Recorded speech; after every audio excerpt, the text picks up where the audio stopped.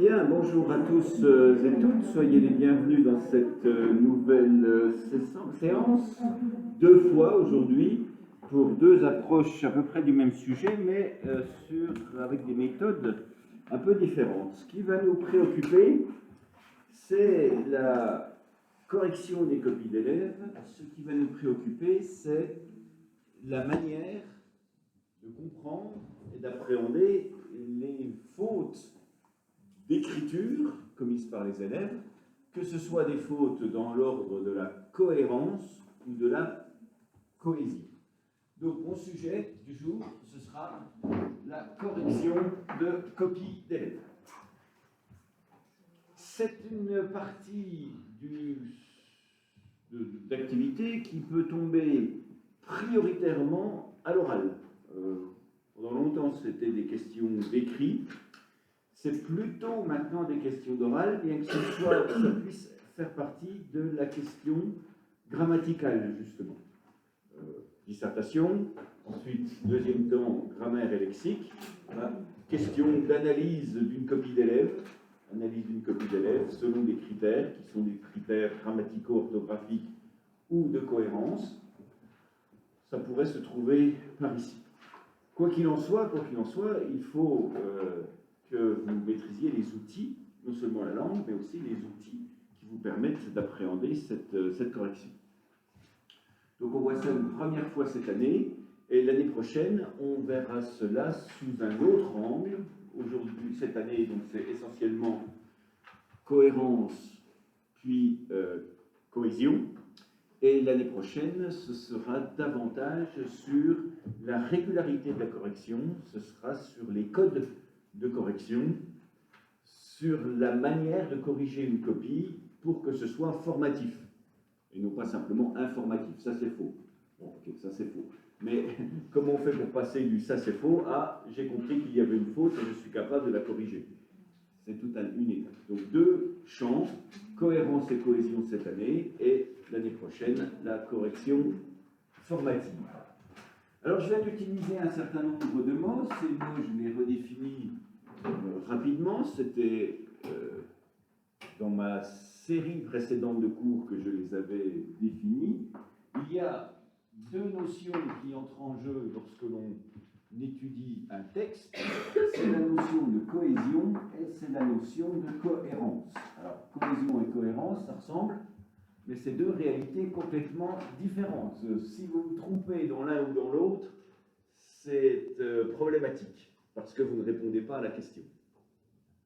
C'est comme le café et le thé, ça se boit, peut se boire par deux personnes, l'une en face de l'autre, il a un café et l'autre. Mais bon, voilà, c'est pas tout à fait la même chose. La cohésion, c'est le respect de la forme linguistique. C'est le respect de la forme orthographique, on veut dire pour faire simple, grammaticale. C'est le fait que les conjugaisons sont bonnes, que la ponctuation est bonne. C'est le fait que les mots sont écrits correctement. La correction, du point de vue de la cohésion, montre à l'élève, et montre surtout à l'enseignant, où sont les difficultés d'écriture dans l'ordre linguistique que peut connaître un élève. Autrement exprimé, la correction, du point de vue de la cohésion, va faire émerger toutes les difficultés linguistiques d'un élève. Et c'est là que les difficultés, en quelque sorte, commencent, parce que, comme vous allez le voir, vous voyez, je vais vous distribuer une petite feuille avec des productions d'élèves. Tout est faux dans une production d'élèves, du point de vue de la langue. Même les mots les plus évidents peuvent être erronés. Donc, si on corrige de manière simplement massive, ça c'est faux, ça c'est faux, ça c'est faux, ça c'est faux, on aboutit à ce que tout soit rouge ou vert ou jaune, ou quelle que soit la couleur avec laquelle vous corrigez, mais tout est faux. Donc il faut, pour que la correction ait du sens, il faut isoler des phénomènes. Et comme vous le savez maintenant, toute activité grammaticale est avant tout une question de classement. On classe les erreurs. La question que nous allons nous poser, c'est comment classer les erreurs pour les rendre visibles, tant pour nous que pour les élèves. Comment les rendre visibles tant pour nous que pour les élèves. Il y a deux classements. Il y a un classement qu'on dit traditionnel, et puis il y a un classement qui est purement linguistique. Cet après-midi, ce sera un classement linguistique. Donc il faudra bien manger à midi pour être en forme, parce que le classement linguistique est un petit peu plus technique. Et puis la cohérence, pardon, c'est le respect du genre. Le respect du genre littéraire, j'entends. Autrement exprimé, il y a une cohérence de la description. Description, c'est la présentation spatiale d'un objet fixe. À droite il y a, à gauche il y a, en haut il y a. Bon, voilà. Alors que la cohérence d'un récit, c'est des personnages qui bougent. C'est des personnages qui connaissent des événements. Je crois vous avoir déjà donné un exemple purement idiot de cette différence-là. C'est l'exemple qui est idiot, c'est pas la notion. C'est la Joconde. Si vous décrivez la Joconde, vous direz, c'est une femme, elle est habillée en noir, marron, elle est assise, dans le fond, on voit un petit village, ses mains sont croisées au premier plan sur ses genoux, ça c'est une description. Si vous voulez faire un récit, ce sera ce matin-là, Léonard de Vinci demanda à Mona Lisa de s'asseoir, elle s'assit, il lui dit souris un peu, elle répondit comme ça, non, plus, comme ça, non, moins, comme ça, bon. Et puis après c'est un récit, il dit que ne bouge plus, voilà. Vous racontez ce qui se passe dans ce tableau, autour de ce tableau. D'un côté, c'est un objet figé, c'est la description, de l'autre côté, c'est un objet en mouvement, c'est un récit. Ben, c'est pas le même attente. Si je vous dis, faites-moi une note de service indiquant qu'on n'a plus le droit de prendre l'ascenseur, et puis que vous m'écrivez une pièce de théâtre, usager 1, bonjour, j'ai mal aux pieds, usager 2, je m'en fous, usager 1, puis-je prendre l'ascenseur, usager 1, non, c'est fermé. Bon, bah, note de service, veuillez noter que l'ascenseur est en panne, point. Ce n'est pas la même attente. Si je vous demande une poésie, je ne vous demande pas une pièce de théâtre. Bien qu'il y ait des pièces de théâtre en vers. C'est la complexité de la littérature. Donc la cohérence, c'est le respect du genre. Et il faut vraiment différencier et que vous ayez vraiment en tête ces deux notions parce que vous pouvez avoir un très bon récit, par exemple, complètement écrit en phonétique, avec pas un accord, pas un mot juste, pas un temps de verbe efficace. Un jour, le lapin rencontrit la tortue et lui disa « Je cours plus vite que toi ». Ouais, puis ça peut continuer comme ça, puis ça peut être le lièvre et la tortue, parfaitement raconté, parfaitement dit, mais avec une orthographe absolument calamiteuse. Si vous jugez l'orthographe, bah vous direz il y a des problèmes. Si vous vérifiez juste la cohésion, mais si vous vérifiez la cohérence, ça peut être très bien. Voilà pourquoi parfois les enseignants mettent 2 notes aux copies qu'ils rendent. On verra ça donc l'année prochaine. Une sur une lettre, A, B, C, D, E, F par exemple, et puis l'autre sur la langue. On peut avoir 3 sur 10 ici, et puis 9 sur 10 là, ou vice-versa. Les éléments de cohésion qui étaient à manipuler ne sont pas manipulés, ben c'est bien dommage. Par contre, c'est un parfait récit. Ou vice-versa, 10 sur 10 en cohésion, parce que c'est vraiment, il n'y a pas une faute, c'est parfait, mais ce n'est pas du tout le genre qu'on visait, donc carton. Donc voilà, il faut d'abord maîtriser ces deux notions-là. Un texte, une production d'élèves, elle répond à des consignes. Il y a des consignes qui président à l'écriture de tout texte. Les élèves n'écrivent pas, sauf cas d'espèce, ils n'écrivent pas volontairement quelque chose pour passer le temps. Le monde électrique dans lequel nous vivons fait qu'on peut passer le temps davantage qu'avec une feuille de papier et un stylo quand on a 8, 9, 10, 11, 12 ans. Donc les élèves, ils produisent quelque chose. Et ce quelque chose, il est produit à partir d'une consigne. Cette consigne, elle consiste à demander à l'élève une production. Cette consigne, elle consiste à demander à l'élève une production. Conséquence de quoi? La production en elle-même, elle doit évaluer la réponse à la consigne. La réponse très précise à la consigne.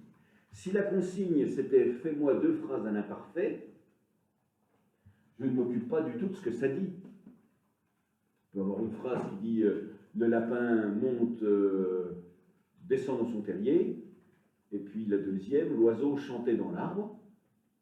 Pas de rapport, mais dans la consigne, il n'y avait pas que l'idée que les phrases étaient jointes. Par contre, ce que je peux dire, c'est que la première, elle n'est pas l'imparfait. Le lapin descend dans son terrier. Donc je voulais 2 phrases à l'imparfait, je juge en fonction de cela. Si vous avez une idée, une consigne qui est termine ce récit, ce que vous allez vérifier, c'est si les éléments de la cohérence du récit sont là. Est-ce que c'est le même personnage que dans la partie initiale? Est-ce que ce qui lui arrive est logique? Il monte dans l'avion et prend un bain. À part un avion qui ferait bain public, ce qui ne doit pas être très courant, je ne vois pas comment on peut joindre ces 2 éléments-là. Est-ce que la logique du récit est respectée? Et donc la cohésion, c'est écrit de manière plus ou moins folklorique, on le corrigera bien sûr. Mais ce n'est pas ça qui est important. Donc oui, c'est vraiment ça, c'est une idée que vous devez avoir en tête, c'est qu'une production d'élèves, tout est faux tout le temps. Mais les élèves, ils sont sur un parcours de progrès. Et il faut, plutôt que de dire, c'est pas ça, c'est encore faux, c'est faux, il faut leur dire, bien, sur ce champ-là, qui était l'imparfait, sur ce champ-là, qui était le personnage, sur ce champ-là, qui était la ponctuation, sur ce champ-là, qui était le champ que je vérifiais, tu es en progrès. Tu progresses, tu avances, tu as réussi, ceci ou cela. C'est le problème, si vous voulez, des dictées traditionnelles aussi, quand elles ne sont pas maîtrisées, c'est qu'on demande tout un ensemble de mots, tout un ensemble d'accords, tout un ensemble d'éléments à un élève, et puis il doit tout gérer à la fois. La compréhension du sens, les sujets, les verbes, les accords, les mots inconnus, tout doit être... Non, si vous faites une dictée qui vise un problème. Si c'est que les temps qui sont visés, l'imparfait par exemple, eh bien vous prenez que des mots du vocabulaire extrêmement commun. Le lapin allait dans la cour. Bon, lapin, il n'y aura pas de problème. Cour, il y aura peut-être des problèmes, des S, des E, des T ou OU, mais si c'est un mot que vous avez déjà vu, l'élève, il est déchargé du problème qui est celui des mots connus et il se concentre donc sur l'imparfait. Et puis inversement, si l'objet de la dictée ou de l'écriture, c'est de vérifier l'écriture précise de mots, terrier, ben vous allez prendre des phrases très simples. Le lapin mange dans son terrier. Alors lapin, pas de problème, mange, on le voit suffisamment souvent à l'école, dans son, quel est le problème, terrier, l'élève se concentre sur terrier. On n'évalue que ce que l'on demande. Ça, c'est une idée centrale, évidemment, de la pédagogie, c'est que, au fur et à mesure que l'élève progresse, il maîtrise davantage d'éléments et il écrira de mieux en mieux. Mais on ne peut pas tout maîtriser d'un seul coup. Pas tout maîtriser en un instant en classe de CP. Donc il faut travailler sur le temps et il faut évaluer progressivement ce que vous demandez seulement. Donc ici, nous allons nous interroger successivement avec des exemples sur ce que ça signifie de corriger la cohésion et puis ensuite ce que cela signifie de corriger la cohérence. Voilà un texte, ce texte, essayons de le corriger. Donc ça peut être un sujet, tout d'abord, comme je le disais, soit de la partie grammaticale de l'écrit, soit plus vraisemblablement de la partie orale, où vous donnez une copie à l'oral et puis vous devez la corriger. Mais ce que l'on vérifie aussi à travers cet exercice-là, c'est votre propre maîtrise de la langue. C'est-à-dire, est-ce que vous savez évaluer la nature d'un problème? Est-ce que vous savez, vous, quand je vous donne une phrase d'élève, repérer où est le problème et quelle est la nature du problème? L'élève, il vous écrit « Il mangue manquait des pommes. Il manquait des pommes. Ah, alors là, il y a un problème. Il manquait des pommes. Ben, c'est pas comme ça. Alors, quelle est la nature du problème? Est-ce que c'est un problème d'accord? Il manquait? Non, c'est pas un problème d'accord, c'est bien écrit. Est-ce que c'est un problème de on? E-N-A-N? Non, c'est pas un problème de ça non plus. Est-ce que c'est un problème de radical plus terminaison de l'imparfait? Non plus, il est bon. Ben, le problème, c'est une spécificité de la phonologie qui est que pour coller l'écrit à l'oral, il ne suffit pas d'avoir un radical plus une terminaison de l'imparfait plus une terminaison de personne, il faut des fois avoir aussi des lettres qui sont phoniques, qui servent à faire le son. Je crois que je vous avais déjà donné un exemple, un autre, avec l'impératif du verbe aller, entre autres, mais d'autres impératifs aussi. Ceux qui se terminent finalement par une voyelle. Si je vous dis des pommes, mangeant, c'est pas top. Or, l'impératif ne se termine pas par un S, contrairement à l'indicatif présent. Donc il faut rajouter quelque chose, et puis pour faire la sonorité, on se met un petit Z qui sert juste à faire le vas-y, et non pas le vailli, ou le mangeant, qui est remplacé par la forme qu'on entend, mange, sang. Donc il y a des lettres qui sont parfois phoniques, qui sont ajoutées dans les mots ou dans les phrases pour pouvoir faire le son qu'il faut. Il y en a une de ces lettres que vous connaissez parfaitement, c'est le T. Le T de va-t-il, va-il, va-il à l'école, va-t-il à l'école, le T, il a une valeur phonique. Donc il faut pouvoir déterminer la nature des problèmes si vous voulez que les élèves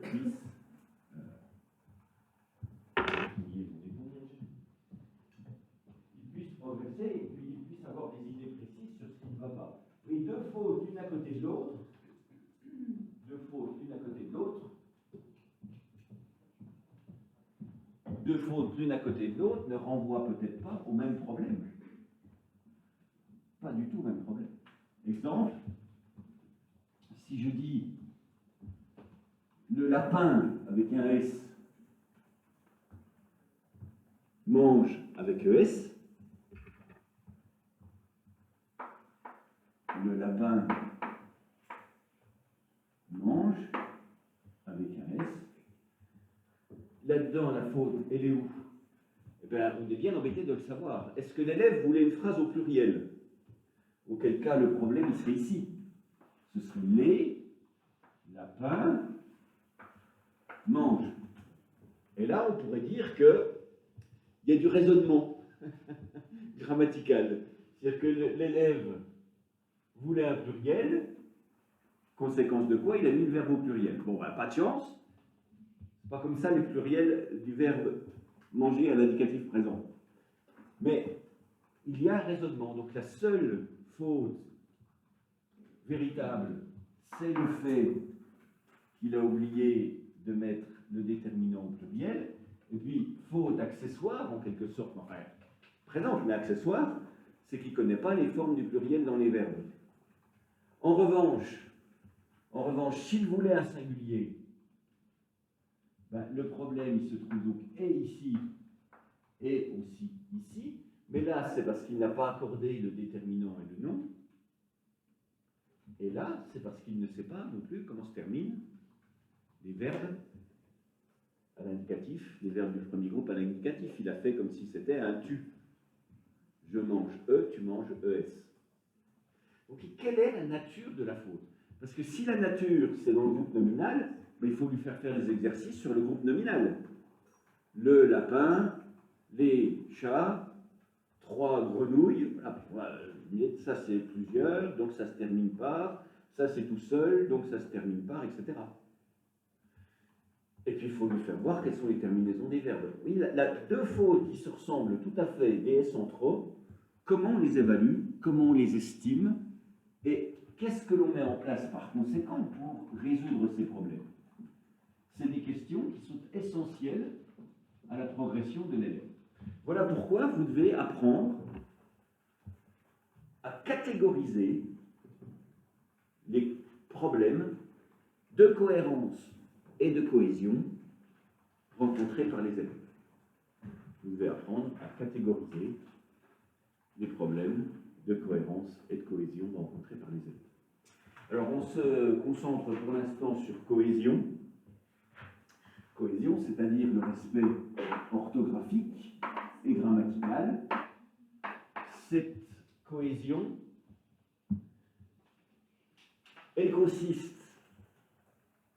à organiser les fautes en système. Elle consiste à organiser les fautes en système. Qu'est-ce que ça veut dire? Ça veut dire que nous allons catégoriser, rendre systémique, catégoriser les fautes. Quand il y aura des fautes dans le groupe nominal, on mettra toutes les fautes dans le groupe nominal ensemble. Quand il y aura des fautes dans les accords de verbes, dans les terminaisons de verbes, on mettra tout ça ensemble. Quand il y aura des problèmes de ponctuation, on mettra tout ça ensemble. Et ça nous permettra de dire que, par exemple, l'élève, sur 5 verbes, il y en a 4 de justes. Donc, c'est peut-être pas un problème stricto sensu de terminaison du verbe, de conjugaison qu'il a, mais peut-être simplement un problème local d'oubli, d'étourderie, de choses comme ça. Inversement, s'il a tous les verbes faux, on saura qu'il faut faire un cours sur les verbes. Si l'élève il a systématiquement des problèmes sur le passé simple, il disa, il montrit, il descendu, bon ben là, voilà, il faut faire quelque chose sur les participes passés. Donc la correction systématique, la répartition des phénomènes en catégories, ce que j'appelle donc la systémisation, le fait qu'on passe de la faute unique, unique, plein de fautes uniques à des catégories de fautes, c'est un travail essentiel et premier que vous devez savoir faire. Alors il y a 2 classements, comme je l'ai dit, pour pouvoir faire cela. Il y a celui de ce matin et puis il y a celui de cet après-midi. Celui de ce matin, c'est le classement traditionnel de la grammaire. C'est la distinction qui existe entre les problèmes morphologiques et les problèmes syntaxiques.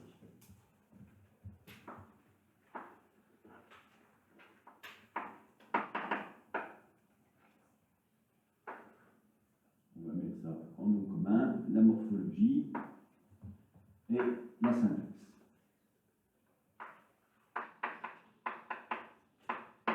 Comme ça, à froid, au débeauté, au réveil, c'est quoi la différence entre la morphologie et la syntaxe?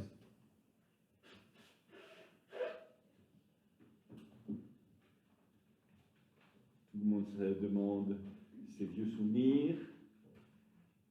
Les étudiants de lettres modernes regardent au plafond en se disant « qu'est-ce que c'est que ça, je ne me rappelle plus ». Syntaxe, sun en grec, ça veut dire avec. Sun, ça veut dire avec. Oui, ah oui, pardon. Syntaxe, c'est pas l'ordre, et morpho, c'est la forme. Pour le deuxième, c'est ça. Pour le premier, c'est presque ça. Morphé, en grec, la forme. Donc on étudiera dans la morphologie toutes les formes qui sont fausses. C'est-à-dire qu'il y a des modèles, en particulier dans l'écriture orthographique des mots. Par exemple, les adverbes en ment, se terminent par MENT. Un élève qui fait vraiment MEN, un élève qui fait sûrement ANT au bout, bon ben, il n'a pas la forme. Il n'a pas la forme que ces objets-là prennent. Un élève qui met 2 R à courir, bon ben, ce n'est pas tout à fait la forme non plus. Donc la morphologie, on prend les mots tels qu'ils devraient être et on regarde comment ils sont. Comment ils sont, est-ce qu'ils sont, en gros, comme ils sont dans le dictionnaire. Et sun en grec, ça veut dire avec. Donc, ce n'est pas tout à fait ce que vous avez dit, à savoir la suite. La syntaxe, c'est l'étude des relations entre les mots. Les relations. Ici la forme, ici la relation. Ainsi, si je dis le chevaux, il n'y a aucun problème de morphologie. Parce que le, ça existe en soi, et puis chevaux, ça existe en soi aussi. Donc le chevaux, aucun problème de morphologie. Par contre, ce groupe-là est faux quand on regarde que l'un est un singulier et l'autre un pluriel. Donc il y a un problème dans l'organisation des mots avec les uns avec les autres, donc la syntaxe avec l'un plus l'autre, alors là ça fait un problème. Mais en soi, pas de problème. Si je dis encore les chevals, théoriquement là, je dirais qu'il n'y a pas vraiment de problème syntaxique. Parce que ça, c'est un pluriel, et ça, au bout du compte, c'est aussi un pluriel. Donc l'élève, il a bien compris quelque chose sur les pluriels. Il a bien compris quelque chose sur l'organisation entre les mots. Il a bien compris que d'un côté, il faut plus, de l'autre côté, il faut plus. Par contre, il y a un problème morphologie, c'est que cheval avec un S, ça n'existe pas. Ça se dit chevaux. Il y a ce qui est faux au regard du dictionnaire, et il y a ce qui est faux au regard de l'organisation des mots les uns avec les autres.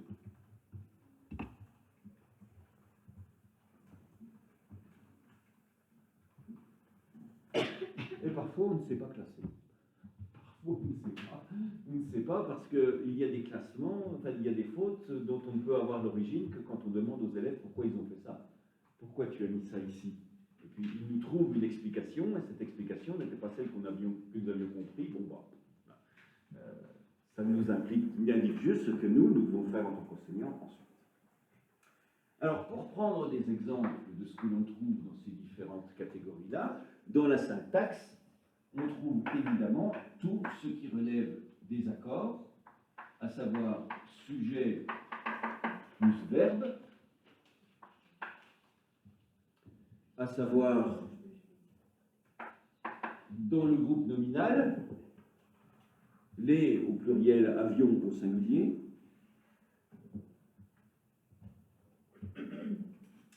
On trouve tout ce qui relève des problèmes d'homonymes, sachant que parfois on place aussi les homonymes entre les deux, un petit peu on ne sait pas trop. Qu'est-ce que c'est qu'un homonyme? C'est un mot qui, on appelle ça aussi quand c'est à l'oral des homophones, c'est des mots qui s'entendent pareil, mais s'écrivent différemment. Alors, il y a des grandes stars là-dedans. Il y a le A avec accent, le A sans accent. A sans accent, c'est le verbe avoir. A avec accent, c'est la préposition. A de par pour avec. Il y a les deux et, les trois et même. Un qui ne se prononce pas tout à fait pareil, qui est et, AI, le verbe avoir, G. Le EST, le verbe être, et le ET, la conjonction de coordination. Mais il y en a beaucoup d'autres qui peuvent intervenir. Le OU et le OU, OU, avec ou sans accent. Et puis, il y a un mot qui est très ennuyeux, des mots très ennuyeux, comme vert, par exemple. Oui, si je vous dis écrivez-moi vert, vous ne pouvez pas l'écrire, parce que c'est un mot qui dépend de son écriture vraiment de la syntaxe. Est-ce que c'est le vert de terre? Est-ce que c'est le vert à boire? Est-ce que c'est le vert couleur? VER, VER-RE, VERT, quel vert est-ce que je veux? C'est le gros amusement des étudiants, des élèves anglophones sur le français. Comme on dit warm, ça dit vert, vert de terre. Comme on dit green, ça dit vert. Comme on dit, forward, to, ça dit vert, VERS. Et donc un vert de terre, vert de couleur, va vers le vert, ça se dit a green warm goes to a glass. Pas un mot pareil. Mais en français, ça fait un vert vert va vers le vert. Un vert vert va vers le vert, il n'y en a pas un qui s'écrit pareil. Bon, bref, on ne va pas demanderai ça à M. Dio. Comment est-ce qu'on dit verre? Il ouvre la phrase, mais ça n'a aucun sens en anglais. C'est juste en français que c'est idiot. Enfin, c'est idiot, c'est comme ça. Et il y a saut aussi. Saut, S-A-U-T, sauter. Saut, le cachet, S-C-E-A-U. Saut, S-O-T, A-U. Donc il y a plein de mots qui sont homonymes et puis qui posent problème. Du côté de la morphologie, on a ce qu'on appelle l'orthographe d'usage. Qu'est-ce que ça signifie? Ça signifie que les mots, ils sont écrits d'une certaine façon dans le dictionnaire. Voilà, vers, 2 R-E. V-E, 2 R-E. Si vous n'en mettez qu'un, problème. Si vous marquez orthographe sans H, problème. Et puis, il y a une autre notion qui est assez amusante, en fait, dans les copies d'élèves, c'est le séquençage.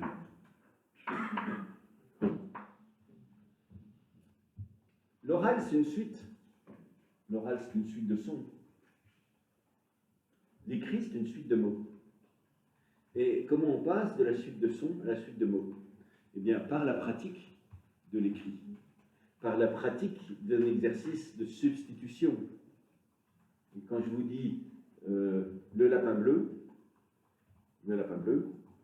c'est quand vous aurez compris que le il peut s'utiliser dans toutes sortes de circonstances, le radiateur, le chien, le chat, que vous comprendrez que le, en fait, il n'appartient pas à la suite de lapin vert. C'est un mot qui est autonome et qui s'utilise dans tout un ensemble de circonstances. Et même chose pour lapin et même chose pour vert. Quand on a besoin d'un lapin, il n'est pas forcément vert, et puis c'est pas forcément le, ça peut être un, ça peut être des, ça peut être, etc. Donc c'est un apprentissage que le séquençage, c'est-à-dire le découpage des mots les uns par rapport aux autres. Donc séquençage, c'est toujours quelque chose de problématique pour les élèves. Qu'est-ce qu'on mettra encore là-dedans? Une faute un peu curieuse, mais très répétée, c'est la difficulté ou l'impossibilité à recopier. L'impossibilité à recopier. L'élève, il écrit 4 fois lapin dans son texte, 3 fois différemment. A-I-N, I-N, A-I-N, E-I-N, bon, bref, il en fait toutes sortes de versions. 2P, 2 bon. Et puis le mot était dans l'énoncé, lapin. Donc il a lu le mot et il a été dans l'incapacité à reproduire l'énoncé. Oui, chacune de ces fautes renvoie finalement à des remédiations, c'est-à-dire à des activités d'explication différentes. Quand l'orthographe d'usage est faux, qu'est-ce qu'il faut faire? Il n'y a pas 36 solutions. Faire ce que nous on fait aussi, c'est regarder dans l'ouvrage de référence, dictionnaire en l'occurrence, comment ça s'écrit en vrai. Qu'est-ce que c'est que l'objet de référence pour les élèves? Eh bien, très souvent, c'est donc le dictionnaire, à partir du CO2 quand vraiment il le manipule, mais c'est tous les lexiques, les affichages. Et là, ici, par exemple, j'ai la vallée floutée, bon ben, vallée. Vous voulez savoir comment on écrit vallée? Où est-ce qu'on a écrit vallée? Où est-ce que c'était? Donc, sur quelle affiche on l'a mis? Tenez, ben là, voilà. Vallée, ça s'écrivait comme ça. Lexique, orthographe d'usage. Orthographe d'usage, hélas, il y a 40% des mots du français qui ne s'écrivent pas comme ils se prononcent. 40%. Morphologie, feu. Cohésion, H. Ortho, H. Séquençage, avec un bizarre se. Impo, IN, IM. Pourquoi IN, pourquoi IM? Homonyme, alors champion du monde, un H, un Y. Accord, 2C, un D au bout. Voilà, bon, les mots du français, il faut savoir qu'ils ne se prononcent pas comme ils s'écrivent. Donc à un moment donné, il faut aller voir le livre source, le dictionnaire. Le séquençage, c'est leur faire comprendre que dans la suite qu'il entend, ou dans la suite qu'il veut faire, qu'il veut analyser, il y avait en fait des unités qu'on pouvait isoler. Quant à l'impossibilité à recopier, donc il dit, oh ben, regarde ce mot-là, il était dans l'énoncé. Ah oui, il était où? 3e ligne, il était là. Bon, ben non, tu corriges. Il n'y a pas besoin de faire un cours d'une heure ou d'un quart d'heure sur un mot qui était dans l'énoncé. C'est une chose à apprendre, quand tu lis un énoncé, tu regardes les mots qui sont dedans, et si tu veux les reprendre, tu les reprends comme ils sont écrits. Lire les énoncés, ça c'est une difficulté assez certaine. On a fait le partiel des M2 il y a 15 jours, qui soit prêt la semaine prochaine pour le concours, et il y avait un exercice tout bête qui était 3 phrases, remplacer le singulier de guerrier en un féminin pluriel. Donc un guerrier féminin, ça donne une guerrière, mais pluriel, ça fait des guerrières. Et il y en a 3 sur les 40 qui n'ont fait que le féminin. Alors évidemment, tout est devenu faux. Lire l'énoncé féminin plus pluriel, ben, c'est pas féminin d'un côté, pluriel de l'autre, c'est féminin pluriel. De même, les fautes d'accord, ben, ça c'est de la syntaxe, mais ça peut se traduire par tout un ensemble d'interrogations sur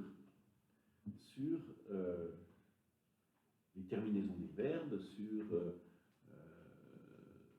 le pourquoi de tel ou tel terminant. Il y a une dernière catégorie qui est toujours très fausse, que je n'ai pas marquée ici, c'est les questions liées au verbe, justement.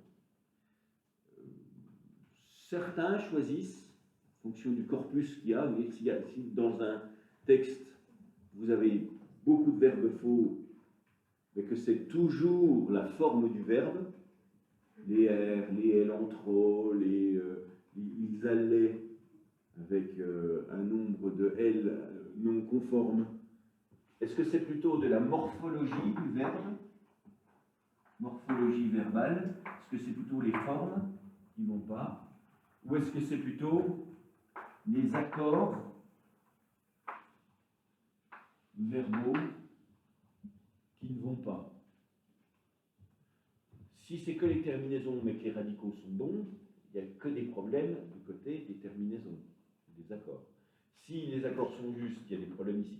Voilà pourquoi certains font une catégorie un petit peu différente qu'ils mettent d'un côté ou de l'autre. Certaines grammaires font la morphosyntaxe du verbe. Cette catégorie-là, il la met soit ici, soit là-dedans, soit dans syntaxe en morphosyntaxe. Voilà, c'est sujet un peu neutre. Dans un verbe, très souvent, tout est faux. Donc il faut une catégorie unique qui place là ou là les verbes. Et puis, c'est un peu la même chose sur la ponctuation. La ponctuation, on utilise les signes de ponctuation adéquats dans un texte. Donc la ponctuation, est-ce que c'est de la morphologie, parce que c'est des signes fixes, ouvrez les guillemets, fermez les guillemets, les guillemets sont là, ils ne sont pas là, morphologie, mais les signes de ponctuation, on les utilise en général en circonstance. C'est quand on a besoin d'une exclamation qu'il y a le point qui va avec. C'est quand on a besoin d'une interrogation qu'il y a le point qui va avec. Donc c'est à la fois de la morphologie, à la fois de la syntaxe. Donc les questions de ponctuation, on les met soit dans l'un, soit dans l'autre. Ça n'a pas beaucoup d'avantages. Alors on va regarder quelques textes. On ne va pas tous les regarder, rassurez-vous, parce qu'il y en a beaucoup. On va en faire 3, 4, 2, 3, en fonction du temps qui s'échappe, mais les autres seront, comme tous les exercices que je vous donne, à aller farfouiller, faire par vous-même, me rendre.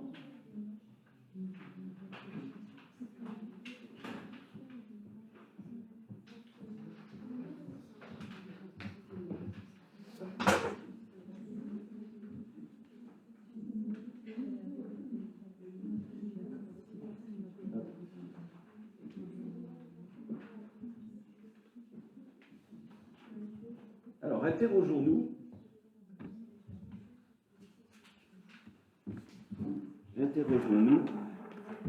sur les textes que nous avons. Alors, on va commencer par celui en haut à droite. Non, en haut à gauche, pardon. En haut à gauche. Celui à droite, on finira. En haut à droite. Nous avons 3 informations, tout d'abord, dans cet exercice. Nous avons une première information qui est une petite histoire. Et cette petite histoire, elle contiendra donc un certain nombre de mots. quand je parle tout à l'heure de l'impossibilité à recopier, ben, elle se trouve aussi ici. C'est-à-dire que puisqu'il y a un document source ou des informations sources, est-ce que l'élève aura pris cette habitude, aura plutôt ce réflexe de réutiliser ce qui était dans l'énoncé. C'était un texte de partiel des M2 qui était d'un auteur italien qui s'appelle Vecchioni.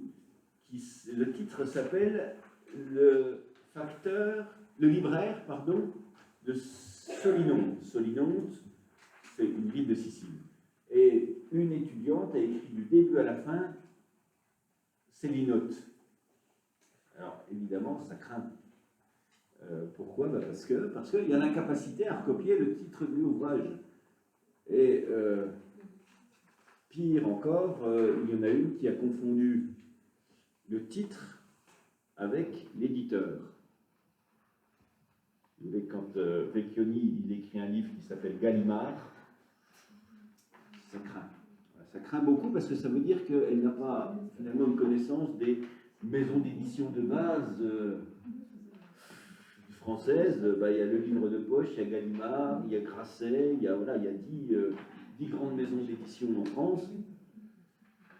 Bon, donc un jour sur sa bicyclette compliquée, hein, Y et 2TE, un gentil facteur qui vient de loin, de par-delà les collines, de vraiment très très loin, arrive au village. Donc ça, c'est la première info. La deuxième info que nous avons, c'est la consigne. Ça sera intéressant pour tout à l'heure. Tu continues l'histoire en utilisant au moins 2 des personnages proposés dans les cadres. Si je m'intéressais à la cohérence, comme je m'intéresserai tout à l'heure, c'est-à-dire au respect du modèle, la suite écrite par l'élève doit être dans le prolongement du modèle. Donc si c'était une pièce de théâtre au-dessus, j'aurais en dessous une pièce de théâtre produite par l'élève. Si c'est un poème, j'aurai un poème en dessous. Si c'est un récit, j'aurai un récit en dessous. Alors, à votre avis, c'est quoi cette chose? Un jour, sur sa bicyclette,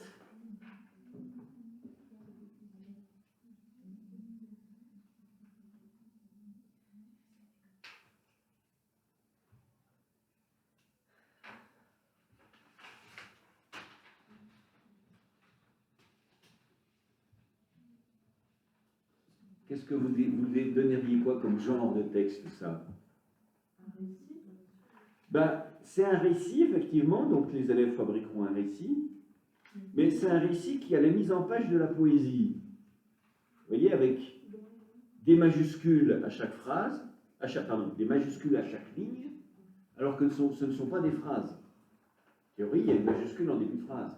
Donc ça voudrait dire qu'il y a une majuscule à 1, un jour sur sa bicyclette, un gentil facteur vient de loin de par-delà les collines, de vraiment très très loin, arrive au village, point. Il n'y aurait qu'une seule majuscule si c'était un récit normal. Mais là, il est mis en page comme la poésie.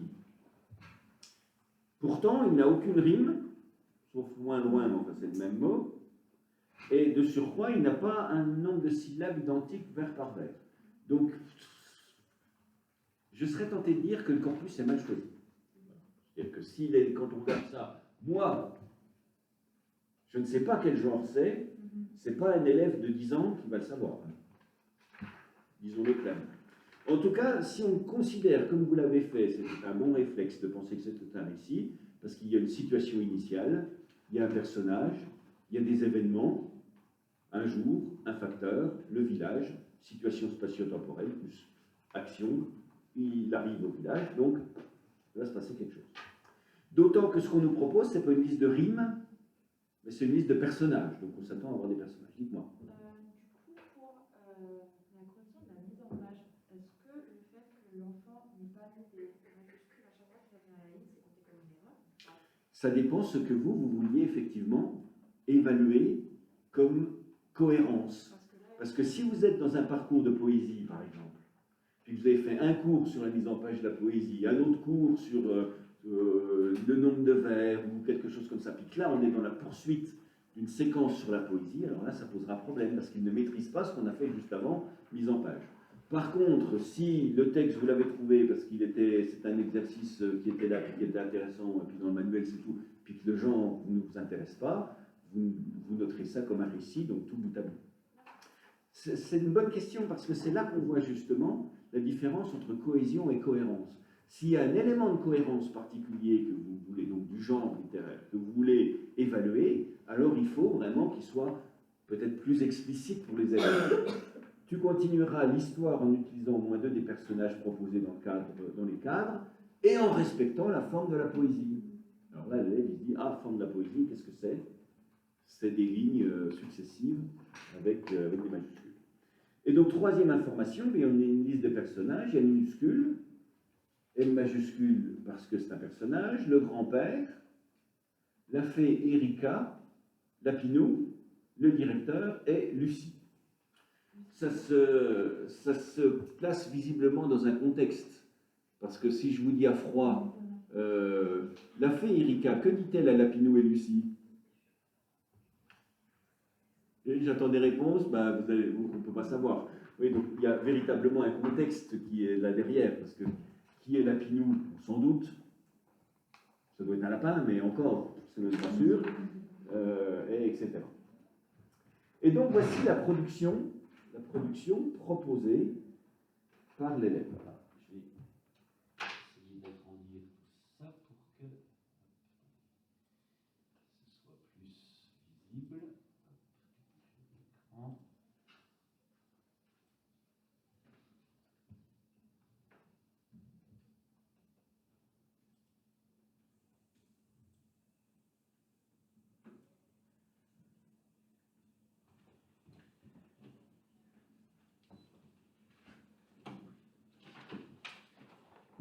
Le facteur. Alors, ce qu'on peut lire déjà, c'est qu'il y a la majuscule. C'est déjà intéressant. Il n'y a pas l'alinéa. Le premier paragraphe, il commence par un petit décalage. Mais bon, je ne parle pas de cohérence pour l'instant. Je vais m'intéresser un petit peu à comment c'est écrit. Donc, le facteur met des lettres. Et Lucie demande da au facteur point. Alors, là j'ai effectivement des problèmes qui émergent. Mais vous voyez, si je corrige ça de manière un peu idiote, je dirais ça non, ça non, ça non, ça non, ça non et ça non. Ouais. Donc l'élève, l'élève il dit tout est faux. Et puis si je continue un petit peu à m'amuser, ça non, ça non. Ça non, mais voilà, je vais tout rayer. Donc l'élève, il va avoir une copie qui est entièrement, en l'occurrence, bleue, et puis il sera bien avancé. Il sera bien avancé. Donc, il faut que moi, je passe d'une correction qui soit purement formelle, il y a des problèmes qui ne vont pas, à une correction qui est une correction formatrice, c'est-à-dire qui explique les choses. Donc le facteur, mais, bon alors là, il y a un problème. Là, il y a un problème. Et si je veux analyser ce problème, il faut que je sache quelle est la nature du problème qui est justement en œuvre ici. Et pour ce cas-là, eh bien, pour l'instant, je vais avoir des petits problèmes. Je corrige la première phrase, puis après on voit. Ensuite, on a un problème ici, qui est lié vraiment à quelque chose de beaucoup plus simple. Oui, lettre L-E-T-T-R-E, ça existe. Ça existe dans le dictionnaire. Donc, comme ça existe dans le dictionnaire, le problème, ce n'est pas un problème de forme. C'est un problème qui est lié dans la relation qui existe entre cet objet D, déterminant, et cet objet lettre. Donc, dans mon opposition morphologie ici et syntaxe ici, là, j'ai véritablement un problème très facile à déterminer, qui est qu'il y a un accord du déterminant plus du nom qui ne va pas, accord du déterminant plus du nom, accord ce serait une grande catégorie, et ici j'ai des lettres. Je vais rassembler toutes les fautes de ce type-là, puis après, à cet élève-là, je vais engager avec lui une remédiation, c'est-à-dire je vais lui dire, rappelle-toi Les mots, ils sont pluriels, ils sont singuliers. Qu'est-ce qui décide s'ils sont pluriels ou singuliers? Ben, c'est le petit mot de devant, c'est le déterminant. Donc, quand tu vois un déterminant là, avec un pluriel, qu'est-ce que tu dois faire? Ben, tu dois mettre le nom aussi au pluriel. Je vais faire une petite flèche, comme je fais là. Et puis, chaque fois que ça... Puis, je lui dis, ben, maintenant, tu regardes les corrections que j'ai soulignées, puis tu appliques. Chaque fois que tu verras que j'ai mis un petit rond, tu sauras que c'est parce qu'il manque quelque chose. Alors quoi? Je vais classer mes problèmes. Qu'est-ce que j'ai ici comme problème? Ben, j'en ai finalement deux. Enfin, j'en ai un, évidemment un, mais je pourrais l'analyser selon deux acceptations. Alors, je le laisse pour l'instant 2 secondes en retrait. Et demanda au facteur E. Facteur E. Bon, ben, il y a un problème pour facteur E. Et ce problème, je le mets clairement en morphologie. Parce que facteur E, ça n'existe pas, c'est factrice. Hein. Si c'était le féminin qui le voulait, ça a la factrice, et le personnage, c'est facteur, de toute façon. Mais je ne vais pas le mettre dans simplement problème d'usage. Il ne connaît pas le mot. Je vais le mettre dans mon autre catégorie de tout à l'heure, qui est l'impossibilité à recopier. Pourquoi? Ben parce que je ne vais pas lui dire regarde dans le dictionnaire. Je vais lui dire regarde l'énoncé. Qu'est-ce qu'il y avait comme mot dans l'énoncé? Ben, des mots dans l'énoncé, il y avait un jour sur sa bicyclette, un gentil facteur. Donc facteur, il était là. Donc quand tu écris facteur, qu'est-ce que tu dois faire? Quand tu écris lapinou, qu'est-ce que tu dois faire? Quand tu écris directeur, qu'est-ce que tu dois faire? Ben, tu dois regarder les mots de l'énoncé. Donc ça, c'est une impossibilité à recopier. Je vais mettre donc facteur et je vais mettre Lucie. Et mon Lucie, je dis qu'il a 2 problèmes. Le problème, c'est la majuscule. Ça, c'est les noms propres pour des majuscules. Ça, c'est une question de ponctuation. Mais il y a aussi un problème qui est purement de recopiage. Lucie était avec une majuscule, or il sait mettre des majuscules en L, hein, puisque le premier mot, c'est le L majuscule. Mais ça n'empêche que je vais mettre ici un problème aussi de ponctuation. Pourquoi? Ben parce qu'il va y en avoir beaucoup. Problème de ponctuation. Je les isole ici. Pour commencer, je les mets ici, mais je fais une parenthèse là parce que on va avoir vraiment des problèmes de ponctuation. C'est une petite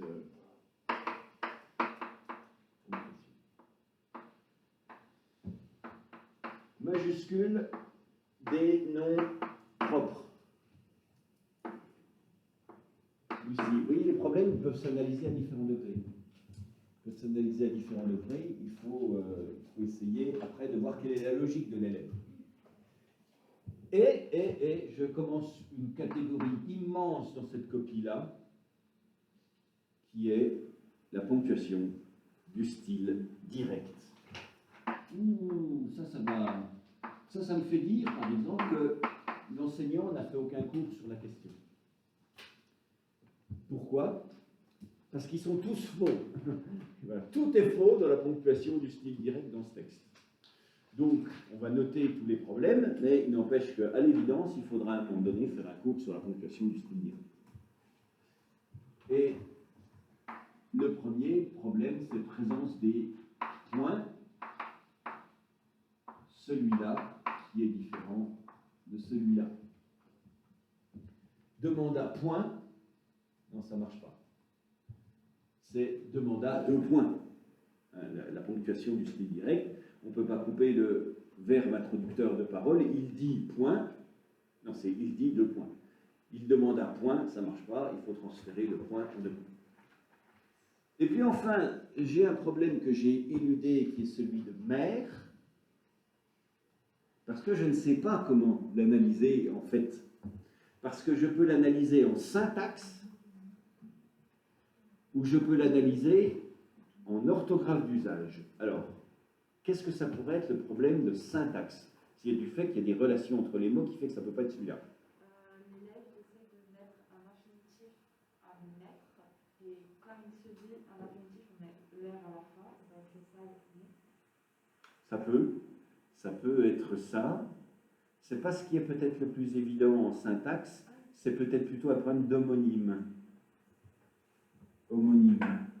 Je vous ai dit, c'est quoi les homonymes? C'est quand il y a deux mots qui sont pareils, mais qui sont en fait différents, qui s'écrivent pareil, mais qui sont en fait de deux catégories grammaticales différentes, ou des mots qui se prononcent à peu près pareil, mais s'écrivent différemment. Là, il a écrit « mais », comme dans « aimer », comme dans « manger », comme dans ER, ça fait « ER », ça fait « donc il a écrit « mais ».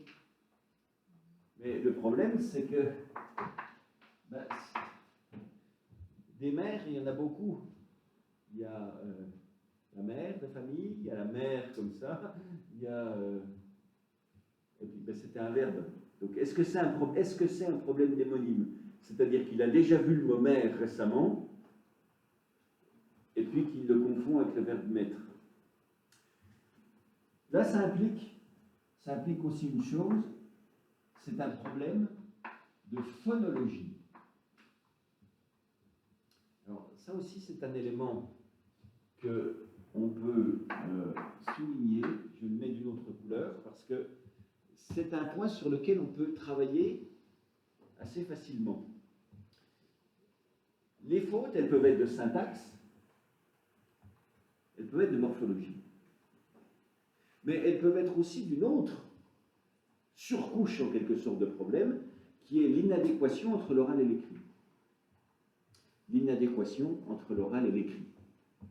Et c'est des fautes qui sont plus faciles à corriger que les autres, ces fautes-là, parce qu'il suffit de dire à l'élève de lire ce qu'il a écrit. Et quand l'élève, il écrit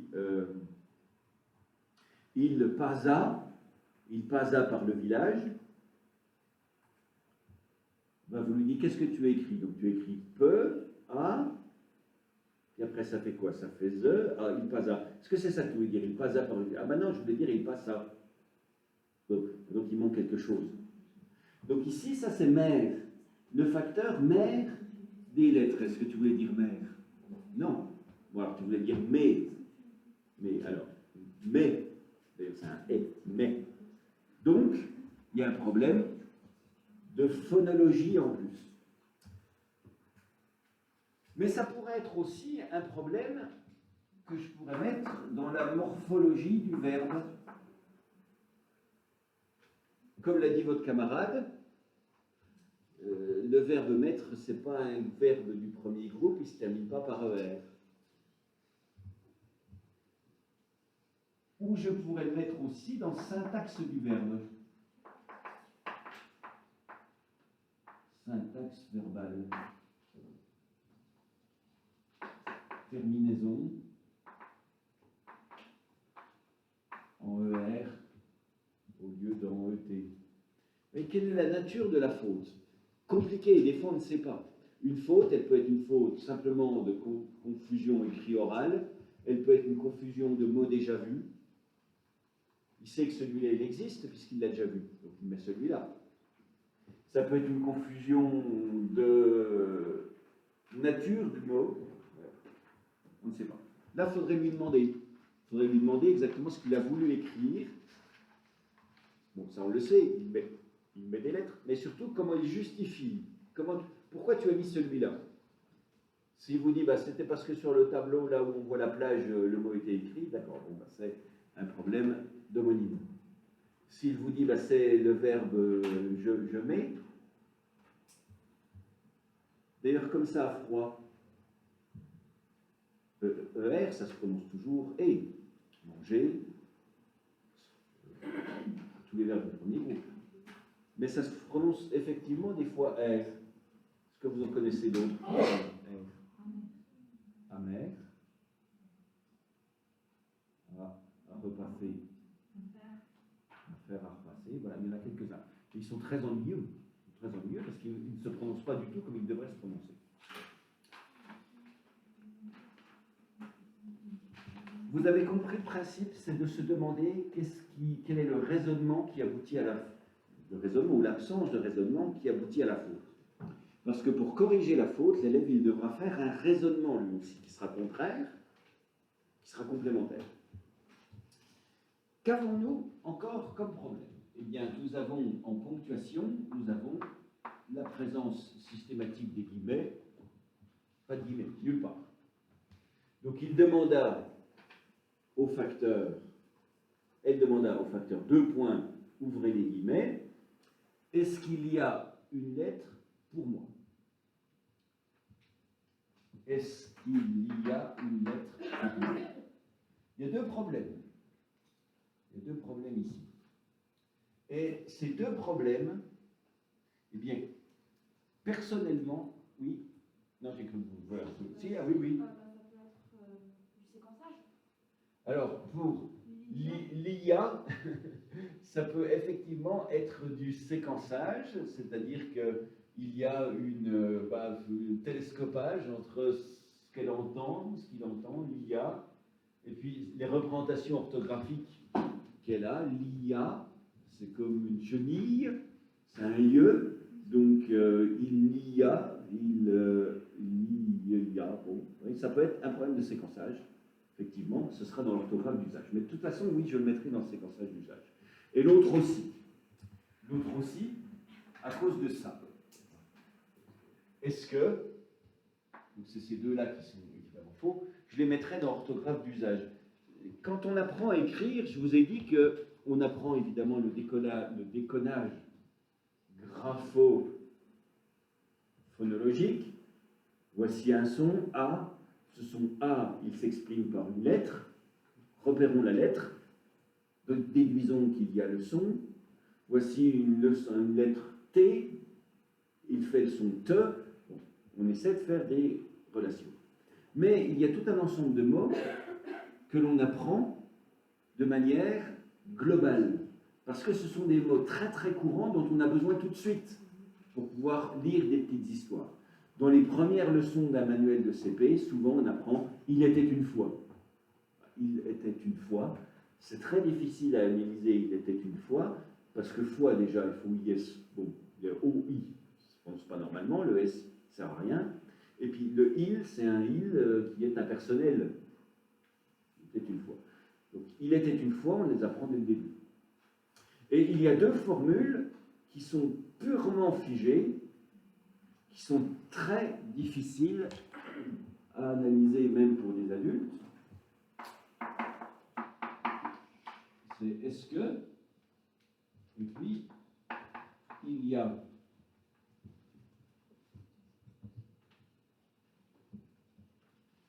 a un ordinateur dans la salle. Il y a un ordinateur dans la salle. Le il, c'est un pronom personnel qui a un usage impersonnel pour le coup.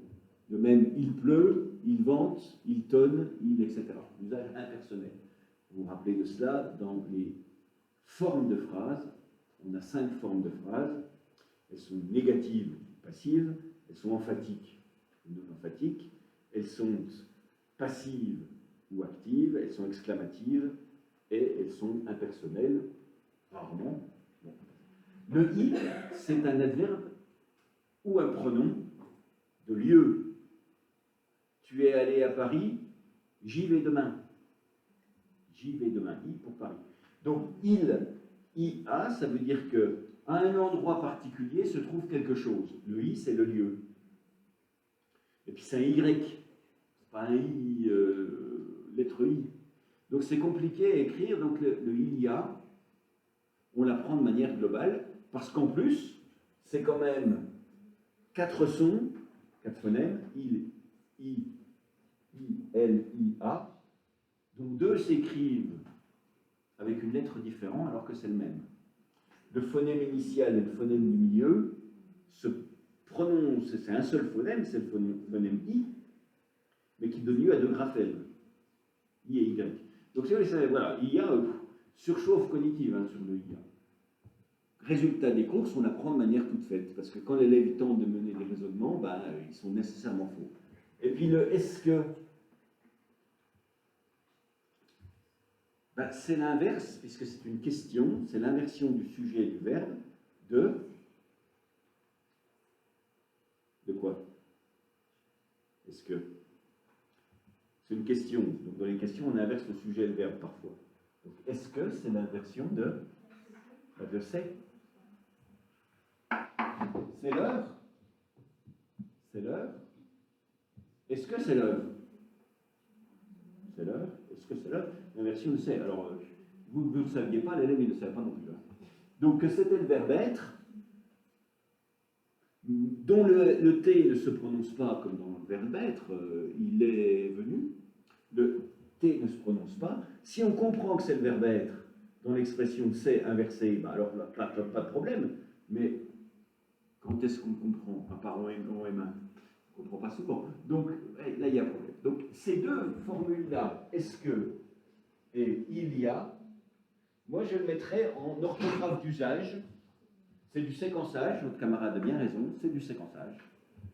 Mais je le mettrai aussi en ortho d'usage parce que c'est des formules fixes que l'élève il aurait dû apprendre à un moment ou qu'il doit apprendre de manière figée. C'est-à-dire que c'est trop compliqué de lui expliquer pourquoi.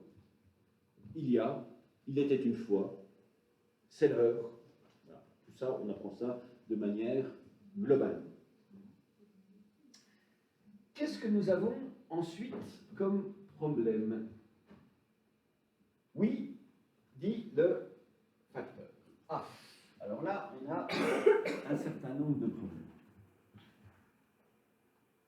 Ça devrait se faire comment? Ben, ça devrait se faire par alinéa. Retour à la ligne. Tiret. Est-ce que c'est la réponse à une question? C'est du style direct. Donc, alinéa, tiret, majuscule, oui, virgule,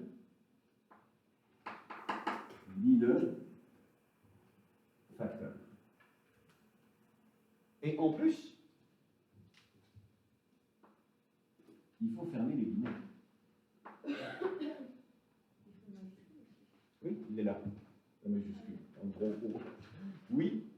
Donc, alinéa, tiret, majuscule, fermer les guillemets, et virgule ou pas virgule, en tout cas dit le facteur. Donc, qu'est-ce que j'ai comme problème? Ben oui, que j'ai vraiment un problème de style direct. Il me faut dans ce style direct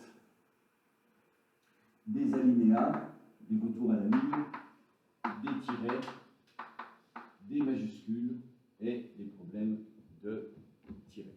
Tout à l'heure, je vous proposerai de réécrire le texte avec la ponctuation complète du style direct, ce qui vous permettra aussi d'avoir un modèle de ce que c'est que le style direct normalement utilisé. Et si je m'étais amusé à mettre tout de la même couleur en rayant tout, là déjà la copie serait illisible.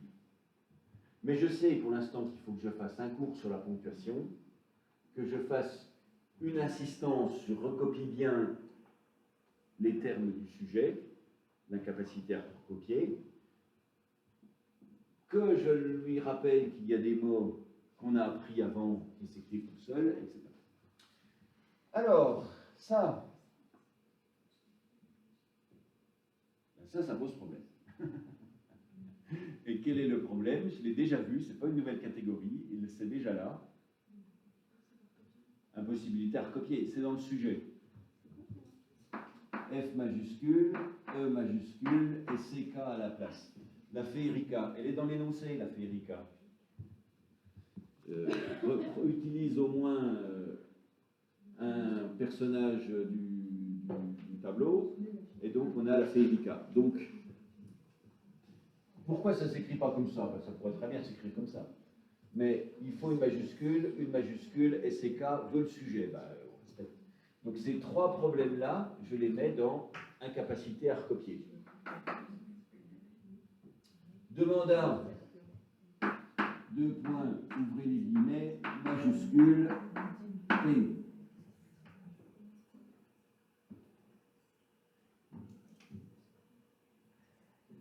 Donc, style direct. Je pas insister là-dessus, style direct, et puis est-ce que.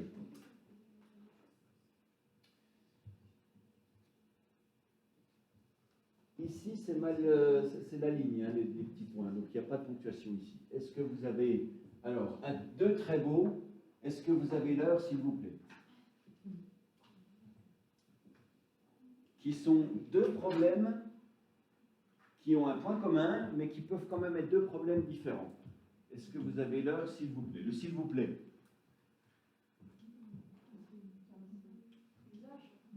Usage, mais on pourrait le préciser encore, séquençage. Voilà. Usage ou séquençage. C'est un mot ultra compliqué à écrire, hein, s'il vous plaît. Si, il, vous plaît. Il, c'est encore un impersonnel, et puis plaît, ben voilà, c'est accordé avec, c'est le verbe plaire, il est accordé avec le il. Donc, expression toute figée, toute faite, soit on la prend de manière globale, on la met simplement dans, comme les est-ce que, il y a, on le met dans les orthographes d'usage, mais il y a vraiment un problème aussi de séquençage. Et puis sur l'heure, homonyme, voilà, c'est confusion de deux réalités sonores, et l'apostrophe H-E-U-R-E, ou alors l'heure qui, le leur, le mien, leur lettre, etc. C'est un problème d'homonyme. Homonyme. Homonyme, je les ai mis ici.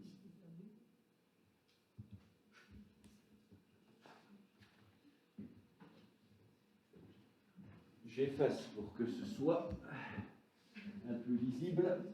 Oui, parce que si je corrigeais là, ce serait plus... Oui, parce que... Ayez en tête aussi que quand je commencerai à barbouiller sur une vraie copie qui fait la taille que vous avez là sur le... Hein, plus rien n'est lisible, tout devient bordélique. Et... Bon. S'il vous plaît, point d'exclamation. Donc ici, alinéa, tiret majuscule, oui, virgule, dit le facteur, virgule, et vous voyez facteur, ben, il était bon ici. Donc c'est là qu'il est, oui, plusieurs fois le même mot, mais jamais. Il est 4 heures de l'après-midi, qu'est-ce qu'on en fait après-midi? Séquençage. Ça s'écrit après, et puis plus loin midi. Hein, vous saurez pour l'avenir, après midi. C'est deux mots. C'est avant midi ou après midi. Mais là, c'est après midi. Donc là, après midi, on pourrait peut-être dire d'ailleurs c'est de l'homonyme, si on a déjà vu les lapins gambadent dans le pré. Mais bon, voilà, après-midi, séquençage, c'est pas comme ça que ça se passe. Et les guillemets, je vais vous expliquer ça dans un instant, mais ils se finissent ici pour le coup. Pourquoi? Eh bien parce qu'en fait, le verbe introducteur, oui, virgule, dit le facteur, il est inséré dans la phrase prononcée. Et ici, il était à l'extérieur de la phrase prononcée. Mais pour moi, fin des guillemets, dit le facteur.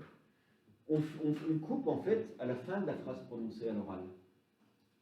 Si elle continue après le verbe introducteur, on ferme qu'une seule fois. Et je ne vais pas fermer là, rouvrir ici. On ferme les guillemets une seule fois. Donc les guillemets, on les avait ouverts ici. Et on les ferme seulement à la fin du morceau énoncé.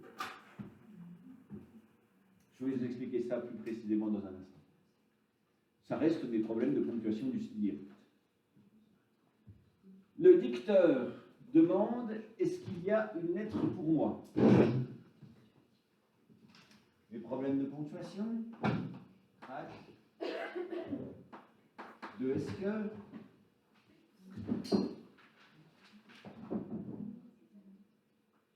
mais deux autres problèmes. Un de syntaxe verbale et un d'impossibilité à recopier. Ouais. Bon, directeur, dicteur. Il était dans l'énoncé. Bon, dicteur, impossibilité à recopier. Et vous avez un texte qui est au passé. Présent, passé. Présent parce que c'est du style direct, passé. Et là, on passe au présent. Donc, celui-là, déjà, il aurait dû être au passé. Mais celui-là aussi, évidemment. Donc, dans la morphologie, la syntaxe verbale, il y a la question de la concordance des temps. Soit vous mettez tout au présent. Le texte initial était au présent. Soit vous mettez tout au passé. Voilà. Il y a un problème de concordance des temps. Sur mais, ça aurait dû être mi, le facteur mi des lettres, et Lucie demanda, soit sur demande. Alinéa, tiret, O majuscule, oui, virgule, même 2 lettres. Point. Et donc, comme ça s'arrête ici, non, pardon, ça ne s'arrête pas ici, ça s'arrête là, fin de ponctuation. Donc, problème de ponctuation sur le O majuscule, problème de virgule, problème là et problème là. Ponctuation, je n'y reviens pas. Le problème de 2 lettres, où est-il? Là, 2 lettres. C'est le même que celui-là. Accord déterminant, non, je l'ai 2 fois. Il faudra vraiment que je fasse un petit travail sur repérer le déterminant par rapport avec le nom, avec cet élève-là. Et puis sur le même, ben, est-ce que ça existe? Oui, orthographe d'usage, pourquoi? Parce que est-ce que ça existe même comme ça? Ben non. Après, il y a l'apostrophe. Ah non, non, non. Même, ça s'écrit comme ça. Non, mais le verbe est émis. Ah oui, même comme ça. Bon. Quoi qu'il en soit, alors soit vous me dites c'est un problème d'homonyme, mais est-ce qu'il aime les lettres? Est-ce que ça peut être ça le sens? Que ça peut être confus avec le verbe aimer? J'aime les lettres. Difficile, bon. Mais soit vous mettez ça donc dans homonymie, mais quoi qu'il en soit, il y a un problème alors de séquençage en plus. Homonymie et séquençage. Mais simplement, vous pourriez me dire c'est l'orthographe d'usage, voilà, même ça s'écrit pas comme ça. Même ça s'écrit avec un E circonflexe, s'il ne le sait pas, il cherchera dans le dictionnaire. Orthographe d'usage, la réponse c'est regarde les affichages, regarde les dictionnaires. Donc, soit vous me le mettez en dictionnaire, orthographe d'usage, soit il ne sait pas écrire même, soit vous me le mettez en découpage, séquençage, plus homonyme, qui ne marche pas. Alors ensuite, nous avons notre second personnage, puisqu'il fallait prendre 2 personnages, on est au 3e, hein. On avait le 4e, on a la fée Erika, le directeur Lucie. Lapinou, le voilà. Lapinou passe dans le village pour visite le village. Il passe dans le village pour visite le village. 3 problèmes. Un problème là, un problème là et un problème là.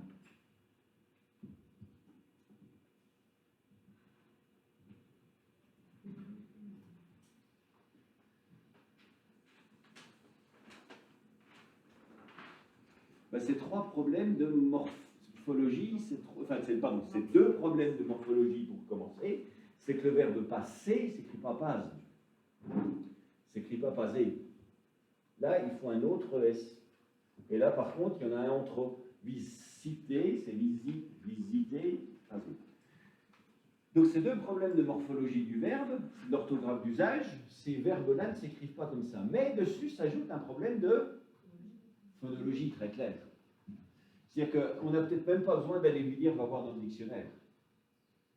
Il suffit de faire ce que j'ai fait moi. Lapinou passe dans le village pour visiter le village. C'est ça que tu voulais écrire? Il passe dans le village pour visiter le village? Ah non, je voulais dire il passe dans le village pour visiter. Alors qu'est-ce qu'il faut?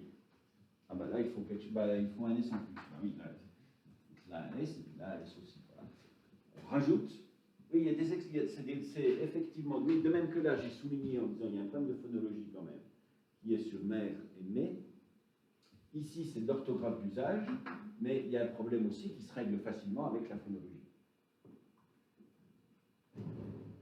Et Sylvie, bon, alors Sylvie, orthographe d'usage, Ah ouais, attendez, pardon, je n'oublie un. Pour visite, alors, je mettrais ça peut-être dans la concordance des... Ça, c'est pas un temps, ce serait des modes peut-être, mais ce serait peut-être tout simplement la terminaison du verbe, donc syntaxe verbale. Il y a sans doute absent un accent déjà pour visiter comme ça, mais c'est pas un passé simple. Visiter, c'est un ER, c'est un infinitif. Visite, ça pourrait exister, visite. Il visite. Mais le fait est que dans le contexte, il faut un infinitif. C'est la valeur des infinitifs dont je vous ai parlé à un cours précédent. C'est que quand on a besoin d'un groupe prépositionnel, à de parcours plus un verbe, il a l'infinitif. Pour visiter, à visiter, sans visiter le village, afin de visiter le village, comme il y a une préposition, il faut un infinitif. Donc l'élève n'a pas mis l'infinitif. Je pense qu'il ne connaît pas les terminaisons des verbes exacts. Donc c'est un problème de syntaxe. Ici, il fallait un infinitif. Donc qu'est-ce que c'est l'infinitif? Si on dit à l'élève, il faut un infinitif, ça se trouve, il le trouvera tout seul. Je dirais que c'est une confusion peut-être là entre un participe passé mal fait et un infinitif. Donc c'est vraiment de la morphologie. Pardon, de la syntaxe. C'est l'organisation des mots qui fait que. Et Sylvie demande, donc toujours mon même problème, 2 points, ouvrez les guillemets, majuscules, est-ce que vous avez mis,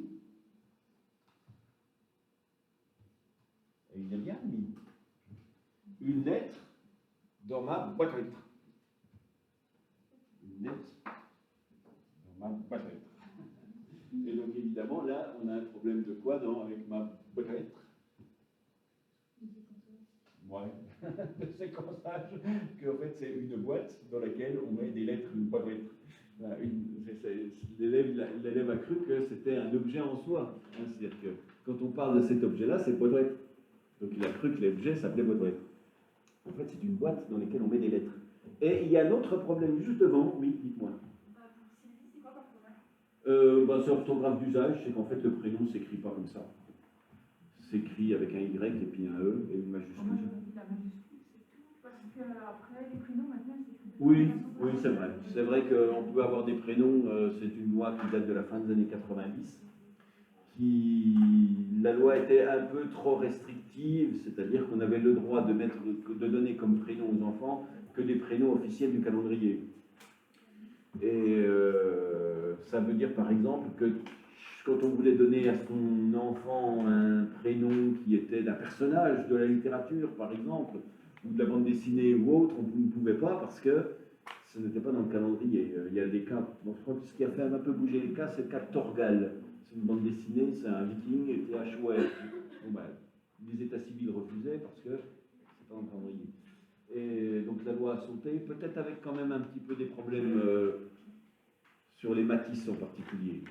C'est un prénom très très donné dans les années 2000, mais il n'y en a pas un qui s'écrit pareil. M-A-2-T-I-S, M-A-T-Y-S, M-A-T-H, il y a Matisse, il y a autant de Matisse, d'orthographe de Matisse que de Matisse presque. Donc voilà, peut-être qu'il faudrait quand même un peu normaliser. Bon, au minimum, effectivement, votre camarade a raison, le S, majuscule. C'est un personnage, c'est un nom propre, c'est de l'orthographe d'usage. Et pourquoi je le traite différemment? Parce que vous voyez qu'il n'était pas dans la liste des choses à recopier. On avait minuscule, grand-père, la Férica, la Pinou, le directeur Lucie. S'il était dans cette liste-là, je dirais incapacité à recopier, parce qu'il avait en modèle. Mais comme il n'est pas en modèle, il est juste comme problème, juste si je puis dire, il n'a que comme problème de ne pas avoir de majuscule. Ensuite, mon style direct qui défaille, boîte aux lettres qui ne va pas, et puis il y a le problème de ma. C'est le déterminant, c'est un déterminant possessif. Ce déterminant possessif, il est singulier. Sinon, c'est mais. Alors, est-ce que ça peut être effectivement écrit mais boîte aux lettres? On n'en a pas plusieurs en général. On n'en a qu'une de boîte aux lettres. Ça serait poubelle, alors peut-être oui, poubelle de recyclage 1, 2, 3, bon, bref, mais là, c'est pas le cas. Donc, est-ce que c'est un problème d'usage, c'est-à-dire qu'il ne sait pas là, écrire en l'occurrence le déterminant possessif ma, ou alors ça pourrait être une autre faute, mais il faudrait savoir d'où vient l'enfant, et peut-être que cela, ça va nous indiquer, c'est qu'il vient du sud, parce qu'un mât provençal, c'est une petite bicoque dans la campagne. La campagne, elle est faite, le sud de la France est fait de villes, dans les villes il y a des maisons, mais dans la campagne, le nom de ce que nous on appelle des fermes comtoises, ou une bicoque, ça s'appelle un mât, M-A-S.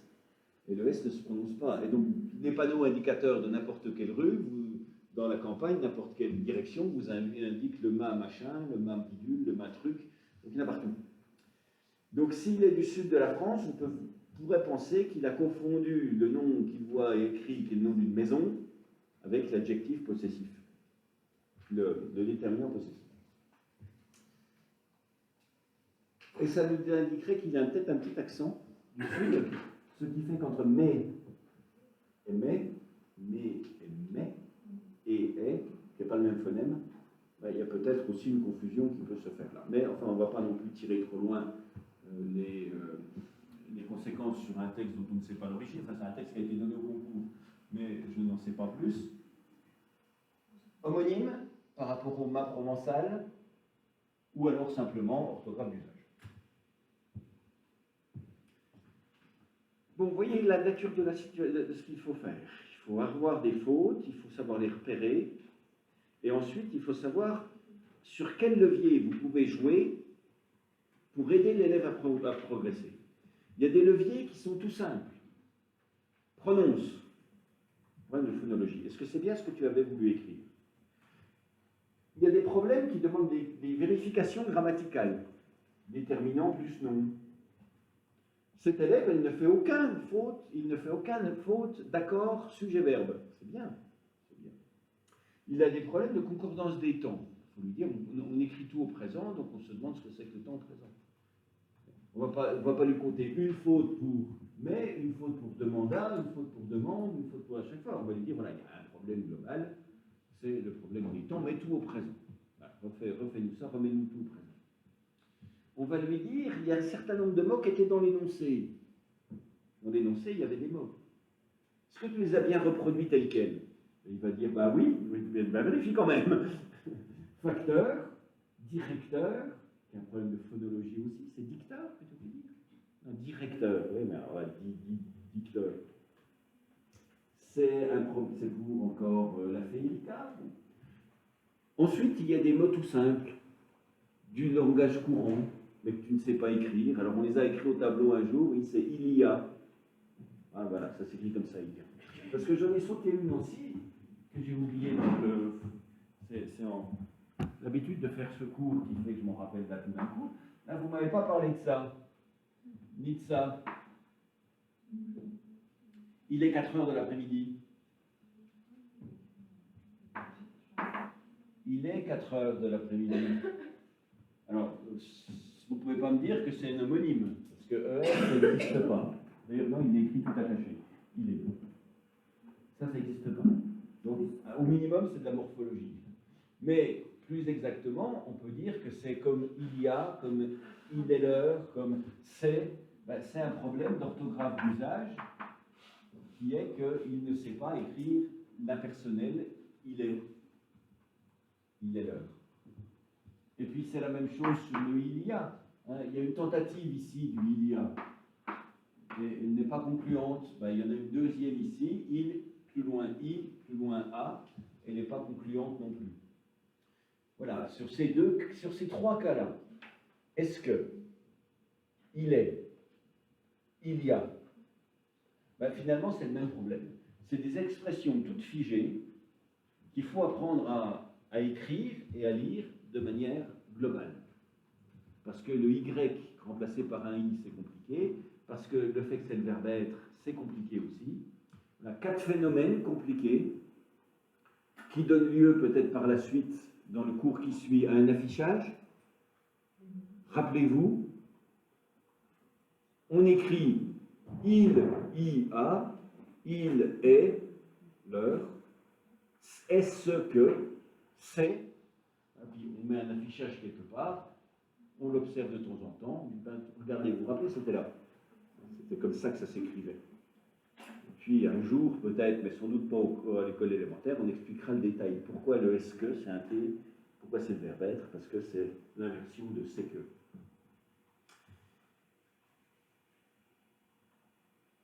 Chacune de ces catégories de fautes doit donner lieu à des leviers sur lesquels on va pouvoir appuyer pour aider l'élève à prononcer. Et ces leviers, on espère qu'à terme, ils vont devenir des habitudes, des mécanismes. Au bout de 3, 4, 10 fois, l'élève, quand on lui dira « bon, tu n'as mal recopié les mots de... » il le fera tout seul, il recopiera d'instinct. En observant, il saura d'instinct qu'il doit vraiment faire attention aux énoncés. Les mots de l'énoncé, je ne veux plus qu'ils soient faux, je ne veux plus les écrire faux, parce que je sais que c'est simplement du recopiage. Ensuite, quand je veux dire il est, il y a, est-ce que, je sais que c'est des formes fixes. Mais alors lesquelles? Ensuite, il y a tout un ensemble de mots que je ne sais pas écrire et que j'apprends petit à petit. Même, voilà. Ensuite, est-ce que j'ai bien mis les majuscules au nom propre? Ça aussi, c'est une technique. Ça aussi, c'est un levier. Ça aussi, c'est un mécanisme. Est-ce que tu mets des majuscules au nom propre? Ben, ici, non. Et ici, non plus. Donc, ben, voilà, fais attention quand même. Il faut des majuscules au nom propre. Et Erika aussi, non plus. Voilà. Mets des majuscules au nom propre. Ça, c'est une chose orthographe sur laquelle il faut faire attention. Alors, on n'aurait pas terminé cet exercice si on ne se penchait pas sur la ponctuation du style direct. Alors, la ponctuation du style direct, c'est un plaisir en soi. Donc, je vais y atteler pour vous rappeler tout d'abord quelles sont les règles qui prévalent à cette ponctuation du style direct.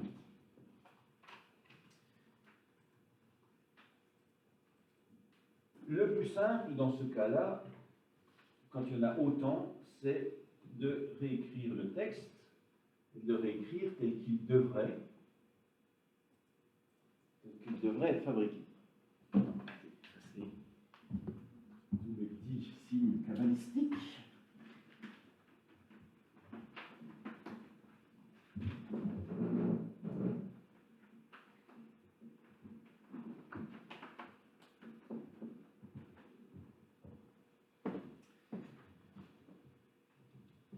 Le facteur met les lettres et Lucie demande, je mets tout au présent. Et donc commence le style direct. Donc, 2 points, ouvrez les guillemets, majuscule.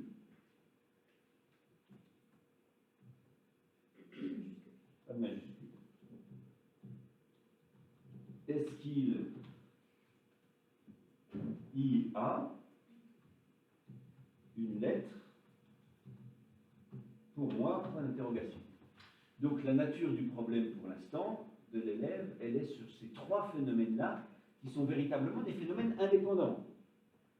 C'est-à-dire ces 3 éléments différents du style direct. Le style direct, il faut qu'il y ait un verbe. Comment? Un verbe de parole, demander, affirmer, déclarer, signaler. Il signala, 2 points, où est les guillemets, la porte est fermée. Il donc signaler, demander, ordonner, un verbe de parole. Ce verbe de parole, ça se passe le plus simple, c'est avant. C'est avant, la parole prononcée.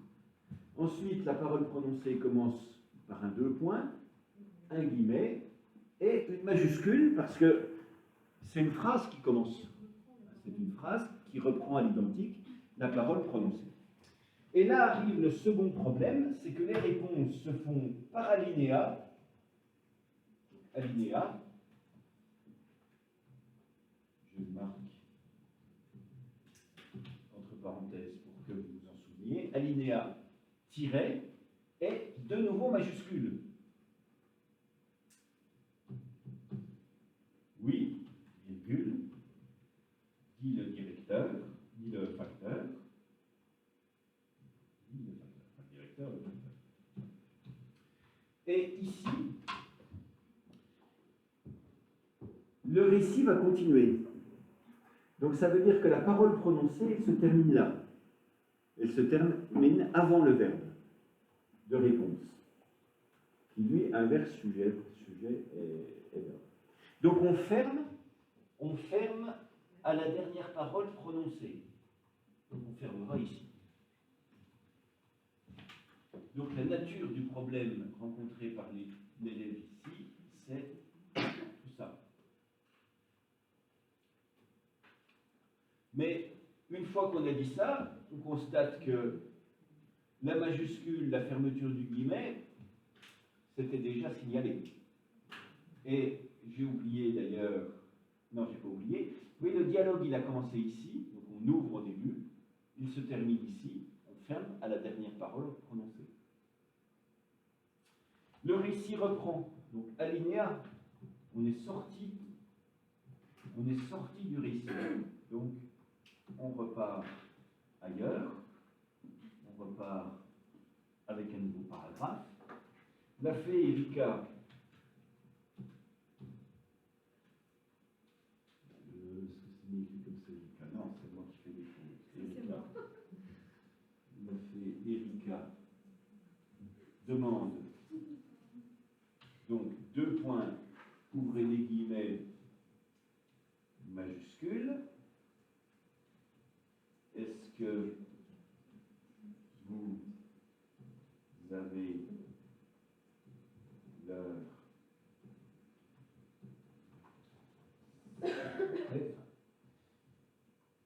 nature du problème?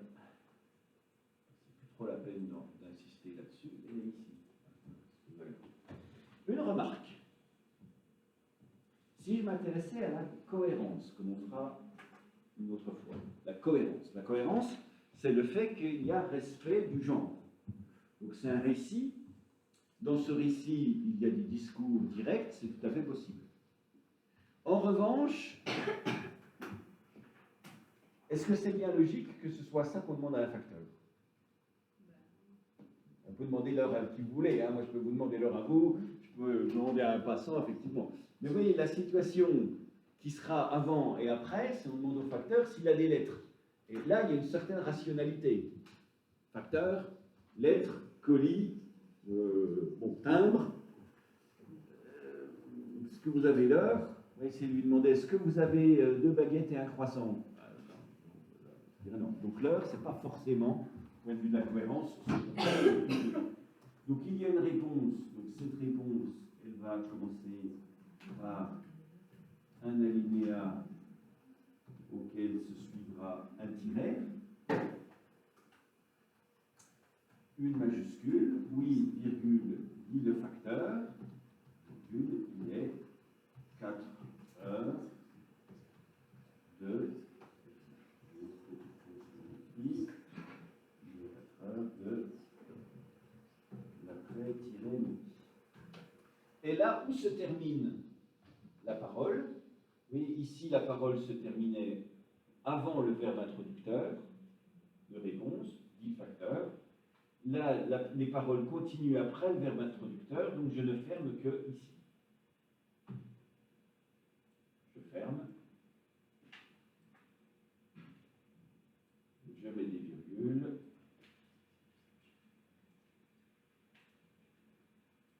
Et, comme tout à l'heure, je fais de l'alternance. Conséquence de quoi? Le verbe introducteur, il est soit avant le verbe, soit avant le verbe de parole, si le dialogue est terminé, avant le verbe de parole, soit je le ferme après, quand le verbe de parole, il est suivi encore par des paroles prononcées. Oui, dites-moi.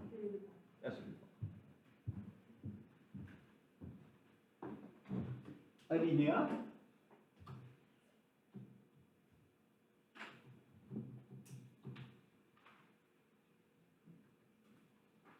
Le directeur demande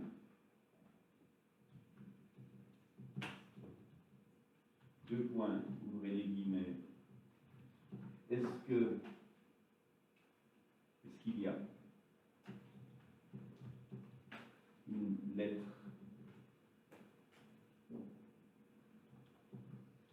moi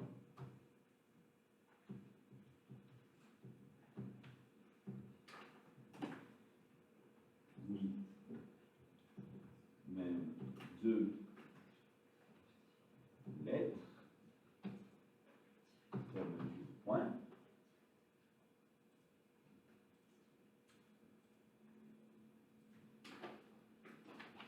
Donc, alinéa demande est-ce que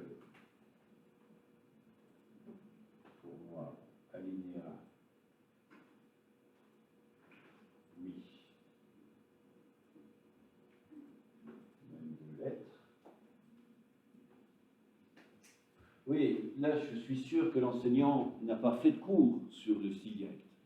Parce que tout est faux. Tout est faux dans ce style direct. Donc ce n'est pas la peine de chipoter sur la chose. Alinéa. Lapinou passe dans le village. Passe dans le village pour visiter le village. Je ne corrige pas le style pour l'instant. Il y a une répétition, village, qui d'ailleurs donne deux réussites. Pas mal de réussites sur village.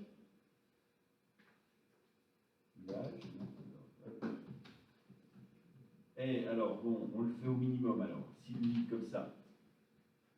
Et Sylvie demande, deux points, ouvrez les guillemets, est-ce que vous avez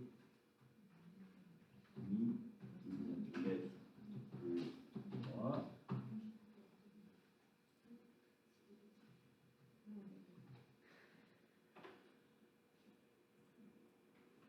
Deux points S. Pour moi. Et il y a un problème dont je n'ai pas parlé, mais qu'on rajoute ça dans ponctuation. Oui, dans ponctuation, j'ai dit majuscule des noms propres, style direct. Ben, je ferai une autre catégorie un peu à part, c'est ponctuation de l'interrogation. Ponctuation, interrogation. Pourquoi? Parce que la dernière phrase aurait mérité un point d'interrogation et non pas un simple point. Parce que c'est, comme je viens de le dire, une interrogation. Alors, qu'est-ce qu'il faut retenir? Il faut retenir que dans le style direct, c'est des paroles qui s'échangent, et les personnages qui s'échangent ces paroles sont introduits par des morceaux de phrases, des propositions, et ces propositions, elles sont soit à l'extérieur, donc les guillemets commencent après eux et se terminent avant eux, soit ils sont à l'intérieur du dialogue. Ces verbes introducteurs sont à l'intérieur du dialogue, auquel cas ils sont inclus dans les guillemets. Ici, nous avons un échange avec un verbe introducteur, il est donc à l'extérieur des guillemets commencent après lui, mais l'échange continue jusqu'à une réponse qui n'a pas de verbe de réponse, donc on termine le guillemet lorsque la parole se termine. Je vais un peu au-dessus. Un verbe de parole demande, on ouvre les guillemets, parole, réponse, et là le verbe introducteur est à l'intérieur des réponses. Elles continueront après. Donc on ferme le guillemet quand les paroles sont terminées.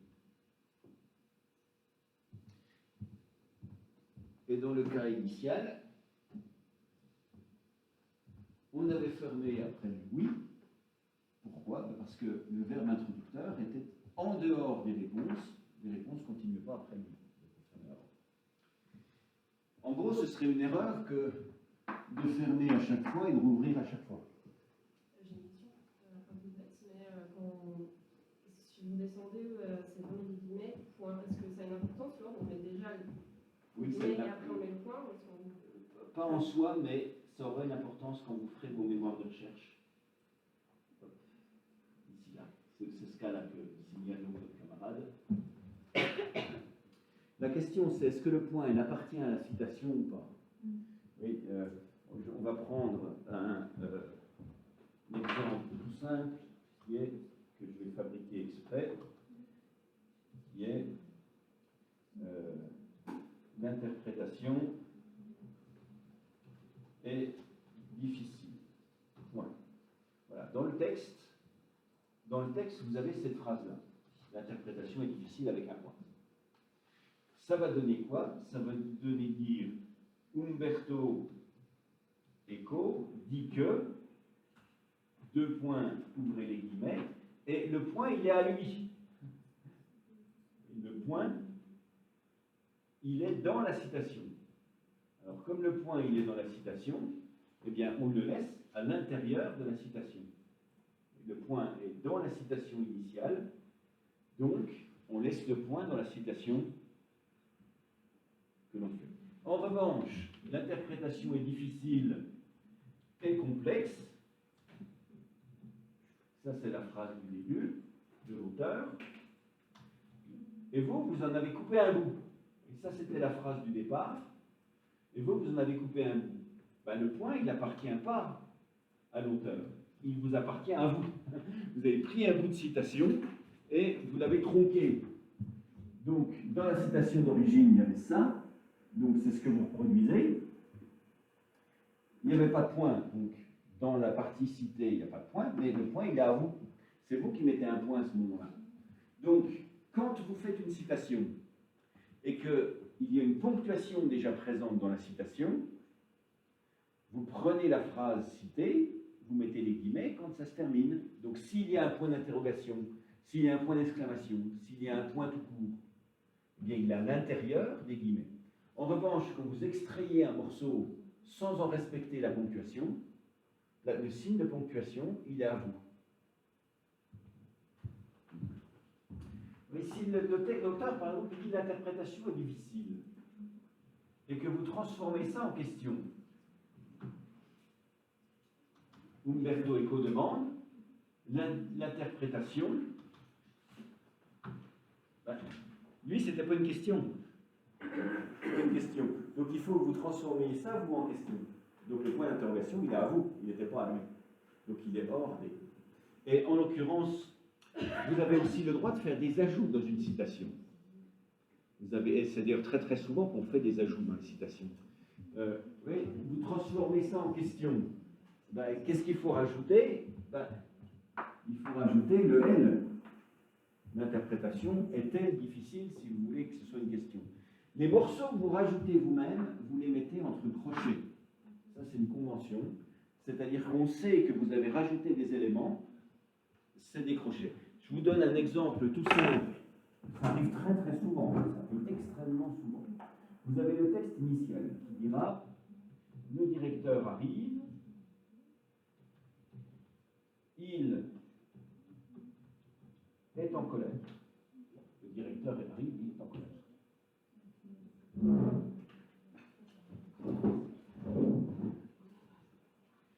Vous allez transformer ça en citation. Le texte dit, deux points, il est en colère, le point est là, donc vous laissez à l'intérieur. Sauf que dans votre citation, dans le texte initial, le il, ça renvoie à quoi? Ben, un directeur. C'est clair, le directeur arrive, il est en colère, il n'y a pas moyen de se planter. Qui est il? C'est le directeur. Par contre, dans votre phrase à vous, c'est qui le il? Il n'y a plus de contexte. Donc, vous allez rajouter de l'information pour que le texte soit compréhensible. Et comment ça se passe? Ben, ça se passe comme ça. C'est-à-dire qu'en fait, vous rajoutez un morceau pour clarifier le sens, puisqu'on ne peut plus savoir qui est le il, ben, vous rajoutez un morceau qui est un morceau d'explication qui rend la citation compréhensible. Donc ça arrive très souvent qu'on modifie des citations en rajoutant de l'information dont on a besoin pour que la citation soit compréhensible. Mais pour reprendre la question stricto sensu de votre camarade, la ponctuation de la citation doit être respectée, ou alors non respectée. Et si elle est non respectée, c'est que c'est vous qui la prenez en charge, personnellement, ce qui est très possible, hein. Mais alors à ce moment-là, vous mettez hors guillemets la citation. Oui. Oui, donc si on en revient justement au dialogue, la question d'Emma, dans la phrase dite par le facteur, oui, dit le facteur est 4 heures de l'après-midi, on va inclure le point dans le guillemets. Alors on pourrait le mettre là, voilà, oui, c'est ça la question de conséquence, c'est que le point il est soit dedans si vous la reprenez telle quelle, soit dehors si il était dedans.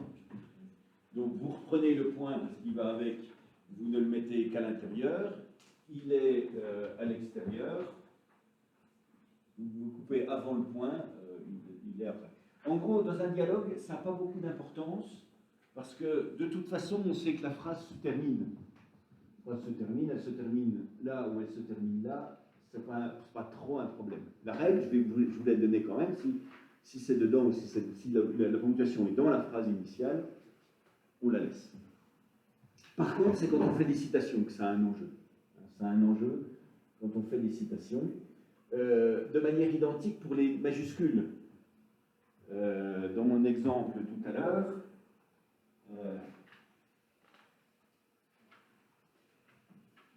si on avait ça, eh bien, ça donnerait ceci, parce que c'est un minuscule. En revanche, si c'était la forme initiale, oui, même moi, quand je ne suis pas très attentif, ça ne marche pas. Si la citation est avec une majuscule, ça reste avec une majuscule. En théorie, le style direct commence par des majuscules dans le dialogue. Et puis après, on met le point avant ou après les guillemets. Ce n'est pas très très important. Mais dans les citations, il faut vraiment faire gaffe. Le point est-il dedans? Oui, non. S'il est dedans, on le met dedans. Si on coupe en plein milieu, on met le point après la citation. Si elle commence par une majuscule, la nôtre aussi. Mais si elle commence par une minuscule, la nôtre aussi.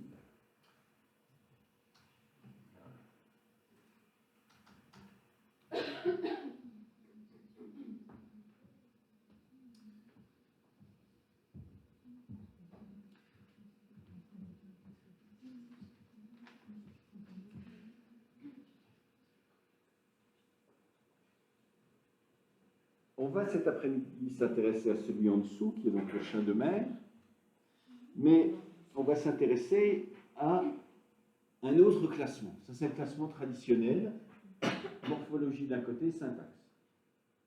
Et il a des problèmes, ce classement, c'est que parfois des éléments, on ne sait pas où les mettre. Ponctuation, qu'est-ce que c'est? C'est de la morphologie ou de la syntaxe? Un peu des deux. Les problèmes de verbes, toujours un peu des deux. Il y a souvent des formes, souvent des contextes qui expliquent les fautes. Les homonymes, et c'est des mots en soi qui sont faux, mais ils peuvent être aussi faux en fonction du contexte. Donc il y a certains éléments qu'on ne sait pas régler.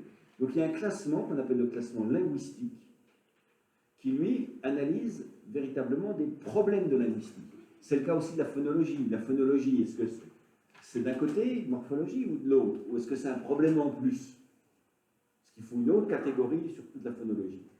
Le classement linguistique, il règle ces problèmes-là. Donc celui que vous avez là, c'est le plus simple. Il s'applique. Il peut s'appliquer, vous pouvez l'utiliser. Mais il y en a un technique. Et celui qui est technique, il impressionne toujours le jury.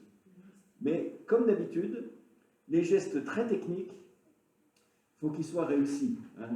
Le jour où vous inviterez vos amis à manger, vous leur ferez quelque chose, ça peut être très basique et très bon.